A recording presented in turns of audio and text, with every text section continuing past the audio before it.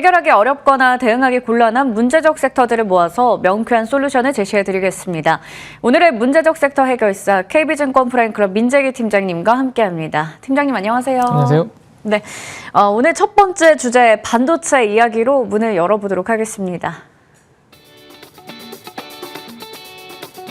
마이크론이 최근 불거진 HBM4 공급망 탈락 루머에 대해 이미 출하를 완료했다며 반박했습니다. 그럼에도 17만 전자 돌파 및 90만 닉스가 코앞인데요. 또 사상 최대 실적을 낸 한미반도체의 시세도 대단하죠. 반도체주 랠리 속 지금 올라탈 종목이 있을까요?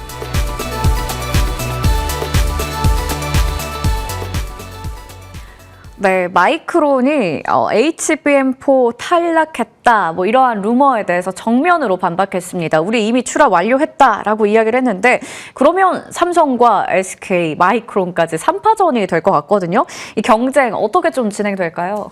네, 일단 주 초반만 하더라도 마이크론은 이제 뒤처진다라는 그런 언론 기사가 나와서 사실은 이제 삼성전자, SK하이닉스한테는 조금 반사 수혜가 되지 않을까라는 그런 부분도 있었는데 결국에는 마이크론의 CFO께서 직접 이제 반박을 말씀하신 것처럼 하는 바람에 별 문제 없이 네. HBM4도 마이크론도 같이 참여하는 걸로 일단 이야기는 나오고 있습니다. 근데 우리가 HBM3라든지 3 관련된 부분들을 생각해 본다면 물론 삼성전자는 후발주자로 늦게 들어왔지만 결국 3파전이었거든요.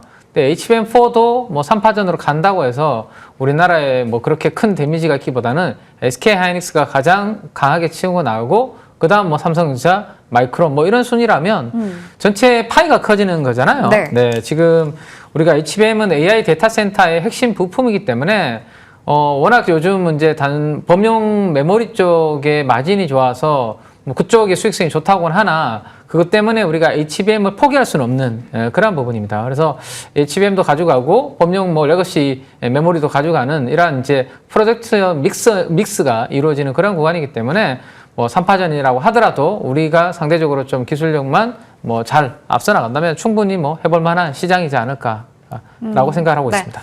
전체 파이가 커지는 것일 뿐 SK하이닉스, 삼성전자 그리고 마이크론까지 우리 기술력이나 이런 측면에서 봤을 때 우위에 좀 있다라고 말씀해 주셨네요. 걱정할 게 없을 것 같습니다.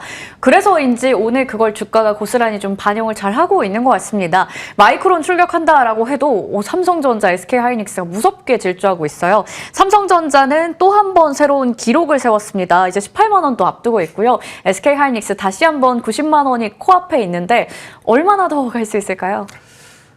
일단 SK하이닉스, 삼성전자 모두 우리나라를 대표하는 시가총액 1, 2위 네. 기업이기 때문에 수급의 방향성이 상당히 중요하다라는 생각에 오늘 두 가지 페이지를 좀 제가 가지고 왔는데요. 일단 최근에 개인 투자분들보다는 어쨌든 외국인 투자가들의 방향성이 중요하다라는 생각에 외국인들이 우리나라 시장에서 매수가 들어올 수 있는지 그 분위기를 한번 보여드리려고 장표를 좀 가지고 왔는데요.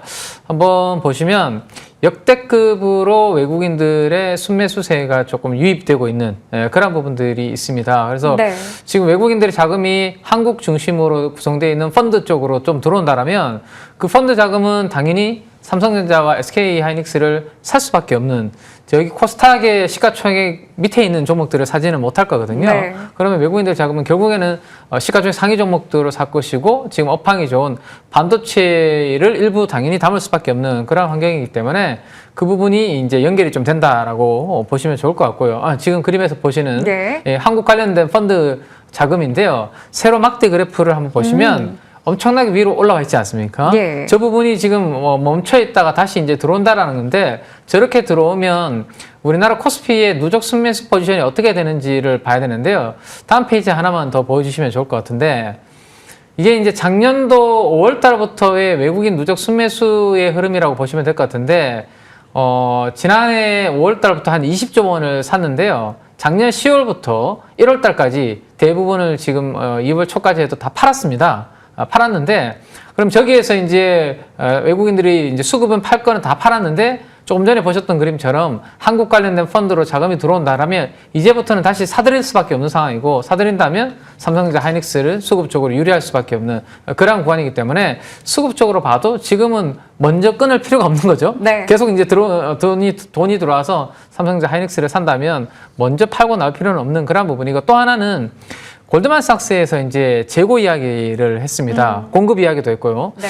공급이 더 타이트해지고 있다는 것과 함께 재고도 한 3주에서 5주 수준으로 유지가 되고 있기 때문에 여전히 재고도 타이트한 상황이기 때문에 뭐 1분기에는 특별히 이런 부분들에 대해서 걱정을 하실 필요가 없지 않나라는 생각입니다. 이렇게 꾸준히 말씀해 주신 것처럼 한국 증시에 대해서 외국인들의 수급도 잘 들어오고 있다 보니 우리가 굳이 여기서 뭐 보수적인 태도를 취할 필요는 없다. 여전히 반도체 쪽에 대해서 긍정적으로 봐주셨어요. 물론 수요도 탄탄하다라는 측면에서요.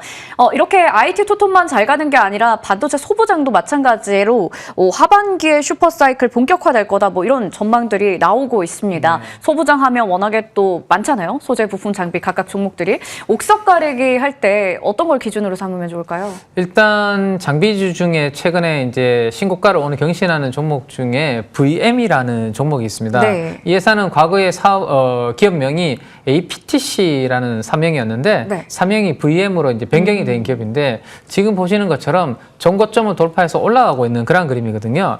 이 VM의 전방 고객사는 SK 하이닉스입니다. SK 하이닉스에 들어가는 식각 장비를 공급을 하기 때문에 SK 하이닉스가 최근에 돈을 잘 벌고 있다는 소식은 다들 잘 알고 계시는 부분이죠. 그러면 앞으로 캐펙스 투자가 이루어질 가능성이 높아지는 거고, SK 하이닉스의 캐펙스 사이클이 만약에 왔을 때 당연히 VM으로 낙수 효과가 있기 때문에 이렇게 지금과 같은 장에서도 신고가를 계속 가고 있는 그런 부분이거든요. 그래서 전방의 반도체 기업들의 캐펙스 사이클이 열렸을 때 직접적으로 수혜를 받을 수 있는 그런 장비주 쪽을 좀 분류를 좀 해놓으실 필요가 있을 것 같고요. 그다음 또 하나는 이제 가동률이 지금 올라가는 네. 부분들이 생기고 있는데, 가동률이 올라감으로 인해서 소재주들이 전반적으로 강세를 보이고 있는데 아직까지 밸류에이션이 한 10배 초반 정도에 있는 기업들도 있습니다. 그래서 오늘은 후반에 그런 기업들을 한번 선택을 해서 가지고 왔으니까 네. 한번 체크를 해보시면 좋을 것 같습니다. 좋습니다. 장비주 안에서도 신고가 경신 흐름 나오고 있는 VM 짚어주셨고요. 그리고 잠시 후에 또 한 종목 주신다라고 얘기해 주셨으니까요. 끝까지 저희 시간 함께해 주시기 바랍니다. 첫 번째 반도체에 대한 이야기 맞춰보겠고요. 두 번째 주제로 넘어가 보겠습니다. 내일 여야가 3차 상법 개정안 공청회를 엽니다. 배당소득 분리과세 혜택, 자사주 소각 등 주주 환원 확대 기대감이 고조되는데요. 이런 기대 속에 이미 금융주는 많이 올랐죠. KB금융지주는 국내 금융지주 최초로 시총 60조를 넘기까지. 금융주 지금 따라잡아도 될까요?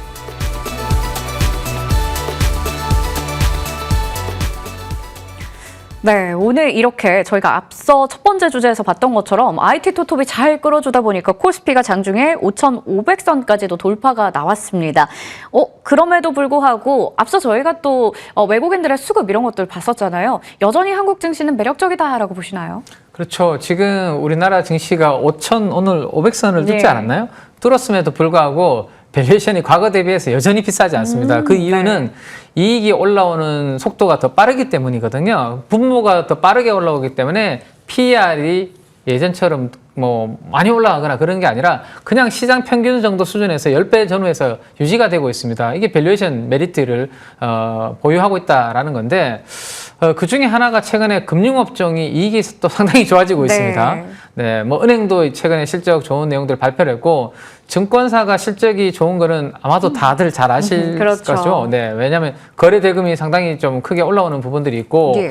최근에 우리 젊은 뭐 세대분들을 이렇게 만나서 소통을 좀 해보면, 부동산을 뭔가 구입하기 위해서는 뭔가 투자를 해서 돈을 벌어야지만 살 수밖에 없는 그런 이제 환경이다 보니까 투자할 수 있는 게 국내 주식 아니면 해외 주식과 같은 이런 부분들이거든요. 그래서 점점점 유동성은 아마 증권시장 쪽으로 더욱더 들어올 가능성이 높아 보이고, 앞으로 내년도에는 거래 시간도 거의 뭐 24시간으로 늘어난다고 하잖아요. 그러면 뭐 증권사들은 가장 좋은 업황을 좀 달리고 있다라고 볼 수 있을 것 같습니다. 그래서 금융업종도 전체 시장의 전체 분위기에 있어서 순환매 차원에서 나쁘지 않은 그러한 흐름으로 계속 움직일 것 같다라고 말씀을 드릴 수 있을 것 같습니다. 네, 계속해서 순환매 차원에서 봤을 때도 더 갈 수 있을 것이다. 금융업종에 대해서 말씀해 주셨습니다. 그러면 지금 얘기해 주신 게 지금 따라잡아도 늦지 않았다라고 보시는 걸까요? 네, 뭐 반도체와 예. 마찬가지로 금융업종도 지금 이제 막 전고점을 돌파해서 움직이고 있기 때문에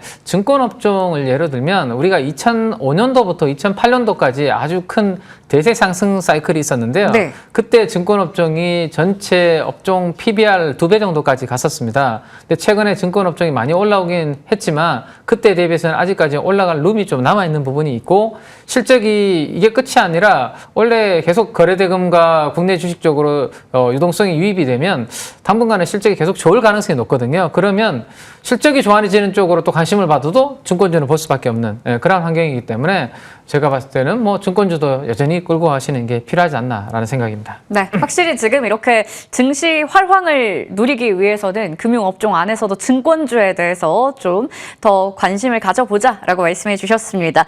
자, 그럼 오늘 문제적 섹터의 탑픽을 만나볼 차례인데요. 앞서 반도체 얘기하면서 가동률 상승 이런 힌트를 좀 주셨거든요. 그 종목 어떤 종목일까요? 네, 아까 식각 장비를 예. 말씀드렸는데 반도체 공정 내에서 이제 뭐 상당히 좀 필요한 한솔 아이원스라는 예. 그러한 이제 부품 관련된 소모성 부품을 만드는 기업이 있는데요. 이 한솔 아이원스가 하고 있는 대표적인 부분은 세정과 코팅이라는 부분들을 하고 있습니다. 그러니까 뭐 웨이퍼 표면에 여러 가지 이제 플라즈마라든지 가스 같은 부분들을 뿌리게 되면 좀 오염될 수도 있고요. 불순물이 생기게 되는 그런 부분들이 있습니다. 예. 그러면 오염된 것은 깨끗하게 좀 씻어줘야 되고, 그리고 이제 불순물이 이제 묻지 않게 하려면 약간 코팅을 좀 해주면 불순물이 덜 묻게 되죠. 우리가 자동차를 왜 겉표면을 코팅할 때 먼지를 덜 묻게 하려고 그렇게 이제 코팅하는 것과 네. 비슷한 개념이라고 보시면 될 것 같습니다. 그래서 한솔 아이언스는 그러한 관점에서 가동률 상승과 함께 소모성 부품이니까 많이 좀 증가하고 있다. 그렇게 보시면 좋을 것 같습니다. 네, 최근에 또 상승세 잘 타고 있고 오늘도 신고가 기록한 종목입니다. 여전히 저평가 매력이 좀 부각된다. 한솔 아이원스 오늘의 탑픽으로 제시해 주셨습니다. 그리고 저희가 반도체 쪽에서 또 다른 종목 미리 받았던 게 너무너무 상승률이 좋아요. 벌써 자화전자가 무려 100%가 넘는 상승률 기록하고 있습니다. 연일 강세 흐름 나타내고 있는데 이것도 조금 더 욕심내도 괜찮을까요? 저희 자화전자는 우리가 이제 IT 테크 쪽에서 이제 원래는 스마트폰 부품 예. 관련된 부분이었죠. 애플향으로 이제 들어가는 이제 액추에이터 관련된 부분이었는데 그때 제가 이제 말씀드렸을 때는 액추에이터가 휴머노이드 쪽으로 이제 확장이 되기 때문에 다른 로봇 관련주들은 밸류에이션이 이미 이제 말도 안 될 정도로 많이 올라왔기 때문에 상대적으로 숫자 대비해서 좀 안정적이고 그렇지만 이제 휴머노이드 쪽으로 확장이 된다면 좀 편안한 밸류에이션이기 때문에 자화전자를 보시는 것도 괜찮다라는 말씀드렸는데 주가가 단기적으로 좀 튀었기 때문에 약간의 이격도 좁힌 과정은 좀 필요하지 않을까라고 생각이 됩니다. 그래서 뭐 한 4만 원 정도 전후에서는 좀 숨고르기 좀 하다가 저는 로봇 관련된 바람이 불면 다시 또 뭐 상승하는 그런 흐름 예상을 하고 있습니다. 네, 로봇 관련해서 또 모멘텀 나온다면 얼마든지 더 갈 수 있다라고 말씀해 주셨으니까요. 꾸준히 시세 체크해 보도록 하겠습니다. 지금까지 KB증권 프라임클럽 민재기 팀장님과 함께했습니다. 저희 성공 마감 전략 1부에서 준비한 순서는 여기까지고요. 잠시 시장 상황 점검해 보도록 하겠습니다.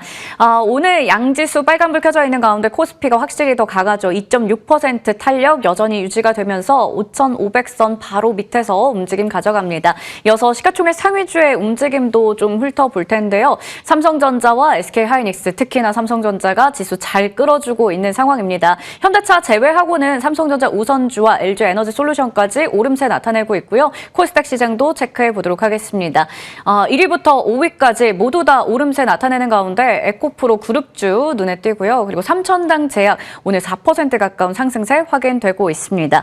자, 자세한 또 전략들 잠시 후 성공 마감 전략 2부에서 계속해서 세워가도록 하겠습니다. 잠시 후에 인사드릴게요. 고맙습니다.